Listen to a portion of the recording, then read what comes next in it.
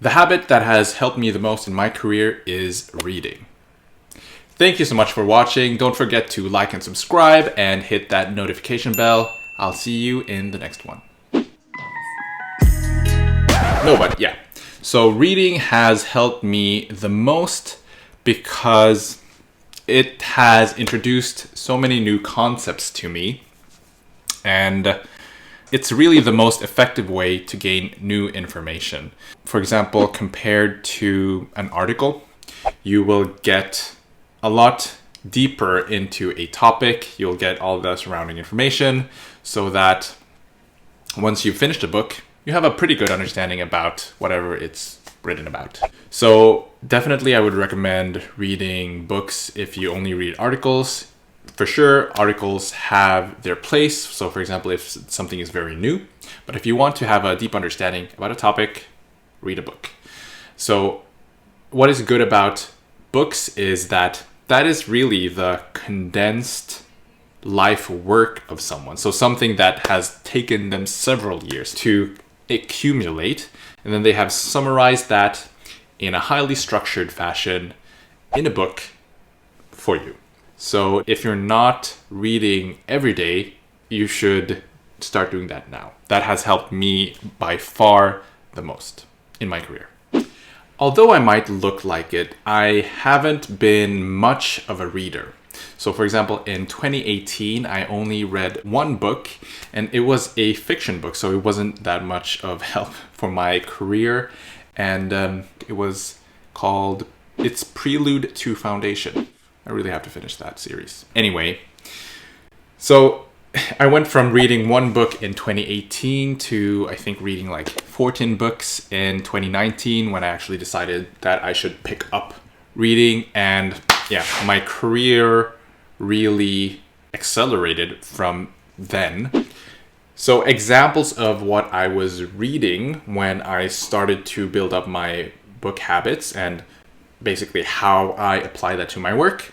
The first notable book was The Making of a Manager by Julie Zhu.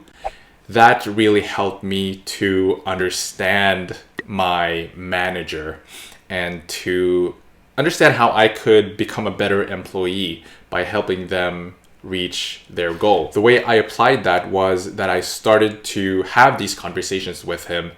So having these, kind of just checking in with him, understanding what he wanted to achieve, and then think later by myself what I could do to achieve that. And actually, I combined this with another book called Hack and Growth, which is basically how to systematically increase metrics that are important to the company. So for example, retention or the amount of new users, for example. So what I did was, after I read these two books, I went to my manager, or it was actually the head of product at the startup I was working for, and said that, hey, I want to start having these bi-weekly one-on-ones so that we can have a check-in to make sure that I'm going in a direction that is helpful for the company, to know what I'm doing well, what can be improved, basically getting feedback. And I also want to help more. I want to have more impact in the company. So I want to help increase the retention, because retention is really important in order to get more investors, to show that the idea is really working. So whatever I can do to help that, I'm here to make it happen. That conversation actually led to him and the CEO deciding to create a growth team, which I became a part of. And the work that I did there actually ended up making H&M interested in hiring me, because I was able to increase the retention a notable amount, or at least I had the right thinking to join a company. It made me interesting. And then a third book that really helped me in my career was Deep Work. And one way that it had a lasting impact was, there was actually an experiment that he wrote about. So try to not use social media for 1 week, or try not to upload something.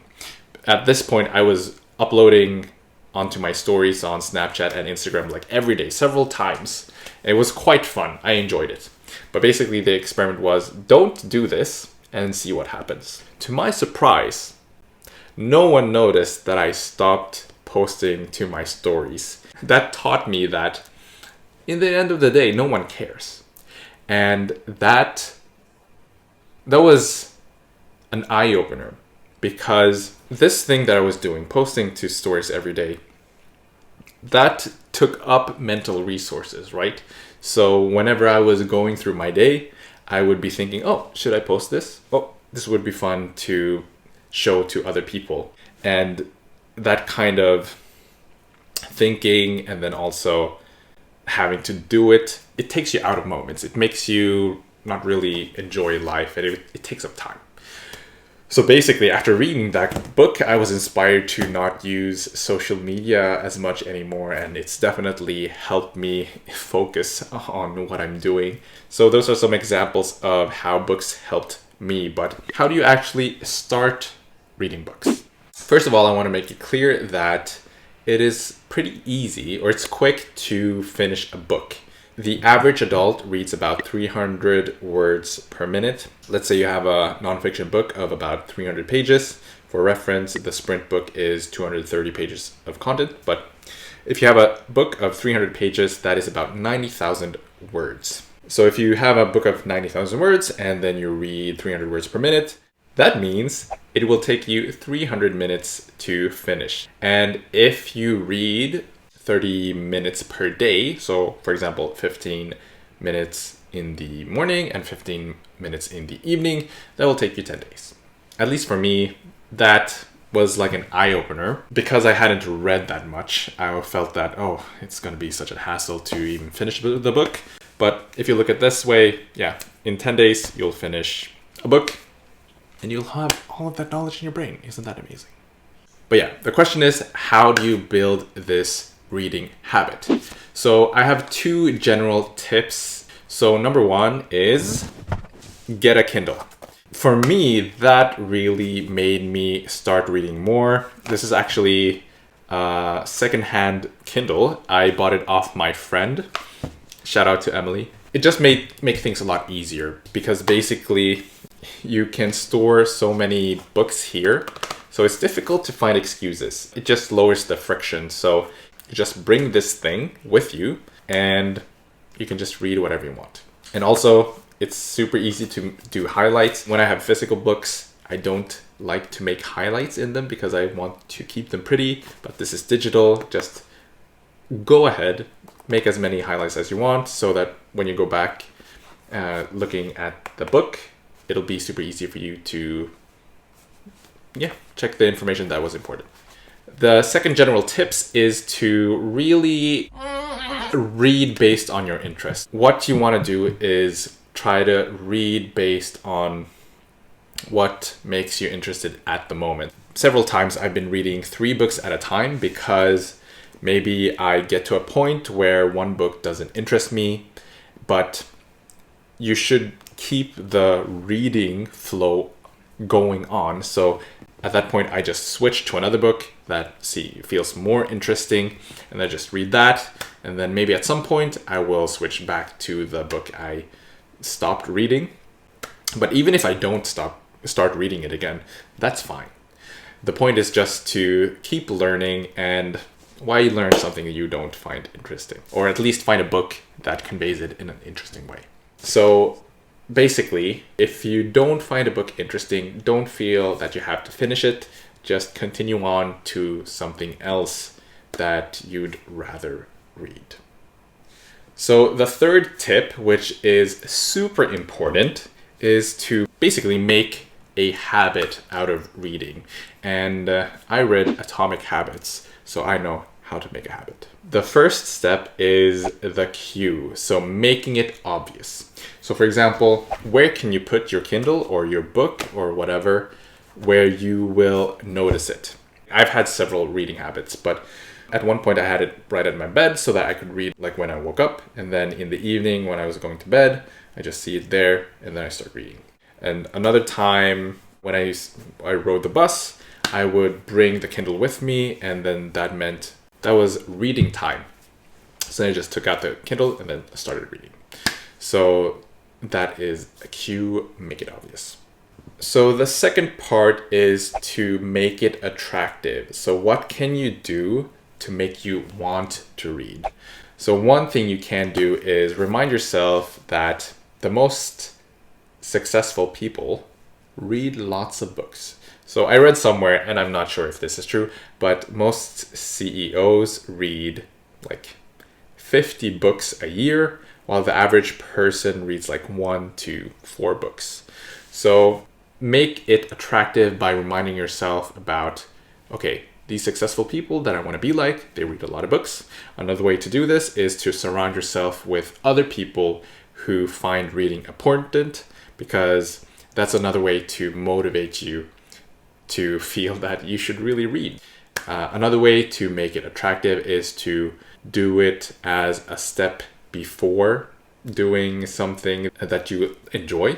So for example, if you say that if I read, then I can use your cell phone. So before you can use your cell phone, you have to finish a few pages. So that's a way to make it attractive. The third step is response, what you're actually going to do, the routine of the habit. And here you want to make it as easy as possible. You don't want to feel that it's a hassle. So for example, you could decide that you only read it for 2 minutes. You can do that, right? 2 minutes. If that feels like too much, then you can maybe say, yeah, I'll just read 1 page and that's done. Because the most important part here is to do it frequently. So it's not about to do as much as possible. That's a common like beginner mistake. What can you do every day, basically? So let's say you do it 2 minutes every day. You can do that, right? Let's do it. Let's read now. And the last part is reward. So after you've read, you need to have some kind of reward to make your brain understand that this is something you should do. If you do this routine, if you do reading, then you get something for it. Personally, I've just used the fact that I've learned something and that I feel knowledgeable. For me, that's enough. But if it's really difficult for you to read, then you could just do something else. So as I mentioned, only use your cell phone after you've read. Then using the cell phone is the reward. Or you can do something like tracking how many times you've read, so that every time you read, you check it off. And there's something satisfying that you see your progress, and that just feels nice. But that is the habit loop, and I really recommend you read Atomic Habits to get a deep understanding of how it works. He also has a blog, James Clear. You can check that out. But yeah, those are some tips on how to actually implement reading. So what are you actually gonna read? Maybe you don't have any books in particular you want to read. Then I have 3 recommendations for you. Number 1 is Think Like a UX Researcher. This is the book, the UX book that I go back to the most because it has so many topics within it that helps you in your UX career. Check it out. The reason it's easy to read is because it's split up into articles. So if you're used to reading Medium articles, this is perfect for you. And then it's ordered in a chronological order, or at least an order that makes sense. So for example, it focuses first on the basics of UX, and then how to research, and then how to analyze the research you've done, etc., etc. So check it out, definitely. The second book I recommend is Make Time. It's written by the authors of Sprint, Jake Knapp and John Zeratsky. It's basically a productivity book, but the reason it's easy to read is it's basically a compilation of productivity tips. So it's really fun to go through all of them and then also try it out by yourself. And yeah, I mean, I think it's one of the best productivity books. Super easy to read, very fun, and yeah, read that if you want to make more time for yourself. And the third book I'd recommend is Testing Business Ideas. This has been so helpful as I moved into the innovation area at H&M. gives you a great framework for how to deal with innovation, how to de-risk business ideas. And the reason it's easy to read is because it's very visual, so there's not much text on each page. So I definitely recommend this to anyone who is in UX design to help innovate, help your company get innovative. Is that how you say it?